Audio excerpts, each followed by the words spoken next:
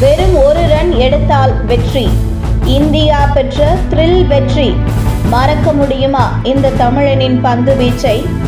2024 ICC T20 உலகக்கோப்பை cricket தொடர் கோலாகலமாக தொடங்கியுள்ள நிலையில் அமெரிக்கா மற்றும் வெஸ்ட் இண்டீஸ் ஆகிய இடங்களில் லீக் போட்டிகள் விறுவிறுப்பாக நடைபெற்று வருகிறது.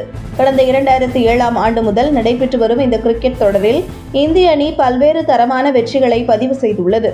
குறிப்பாக 2012ஆம் ஆண்டில் இலங்கையில் நடைபெற்ற T20 உலகக்கோப்பை தொடரில் தென்னாப்பிரிக்கா அணிக்கு எதிராக இந்திய அணி பெற்ற த்ரில் வெற்றி கிரிக்கெட் ரசிகர்களின் மனதில் நீங்கா இடம் பிடித்துள்ளது.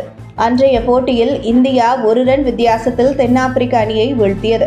இந்திய கிரிக்கெட் ரசிகர்கள் என்றும் மறக்க மாட்டார்கள். 2012ஆம் ஆண்டு மார்ச் 24ஆம் தேதி இலங்கையின் கொழும்புவில் நடைபெற்ற அந்த போட்டியில் முக்கியமான நேரத்தில் களமிறங்கிய தமிழகத்தைச் சேர்ந்த கிரிக்கெட் வீரர் ஒருவர் வெற்றியின் போக்கை இந்திய அணியின் வசப்படுத்தினார் என்பது ஒட்டுமொத்த தமிழர்களையும் பெருமையடைய செய்தது. ஆம், கொழும்புவில் நடைபெற்ற அந்த போட்டியில் தென்னாப்பிரிக்கா அணி டாஸ் வென்றது. மேலும் முதலில் பவுலிங்கை தேர்வு செய்தது. எனவே முதலில் பேட்டிங் செய்ய களமிறங்கிய இந்திய அணி தொடக்கத்தில் ரன் எடுக்க முடியாமல் தடுமாறியது. தொடக்க ஆட்டக்காரர்களாக களமிறங்கிய கௌதம் கம்பீர், வீரேந்திர சேவாக் கூட்டணி அடுத்தடுத்து சொற்ப ரன்களில் ஆட்டமிழந்து வெளியேறினர். மூன்றாவதாக களமிறங்கிய விராட் கோலி 2 ரன்கள் மட்டுமே எடுத்து பின்னடைவை ஏற்படுத்தினர்.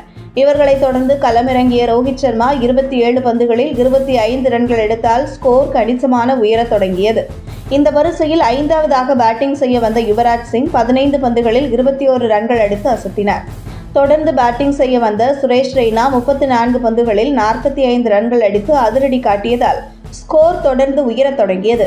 கடைசியாக களமிறங்கிய மகேந்திர சிங் தோனி 13 பந்துகளில் 23 ரன்களை அடித்து ஆட்டமிழக்காமல் இருந்தார். இவ்வாறு நிதானமாக விளையாடிய இந்திய அணி 20 ஓவர் முடிவில் 152 ரன்களை எடுத்திருந்தது. இதனால் 153 ரன்கள் எடுத்தால் வெற்றி என்ற இலக்குடன் களமிறங்கிய தென்னாப்பிரிக்க அணி ஆரம்பத்தில் ரன்களை எடுக்க முடியாமல் திணறியது.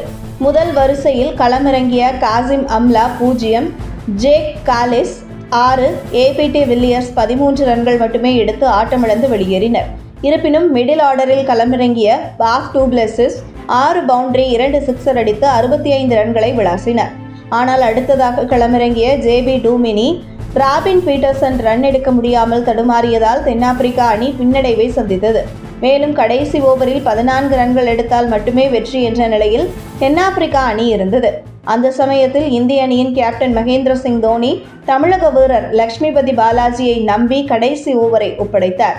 பாலாஜி வீசிய முதல் பந்திலேயே தென்னாப்பிரிக்கா சிக்ஸர் அடித்ததால் இந்திய அணி ரசிகர்கள் பீதி அடைந்தனர்.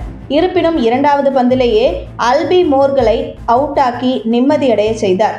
மேலும் அடுத்த பந்தில் ரன் ஏதும் கொடுக்கவில்லை. ஆனால் 4வது பந்தில் மோர்கல் சிக்ஸர் பறக்க விட்டார். இதனால் கடைசி 2 பந்தில் 2 ரன்கள் மட்டுமே தென்னாப்பிரிக்க அணிக்கு தேவைப்பட்டது. அந்த சமயத்தில் துல்லியமான பந்தை வீசிய பாலாஜி ஒரு பந்து மீதம் வைத்து வெறும் 1 ரன் வித்தியாசத்தில் இந்தியாவை த்ரில் வெற்றி பெற வைத்தார்.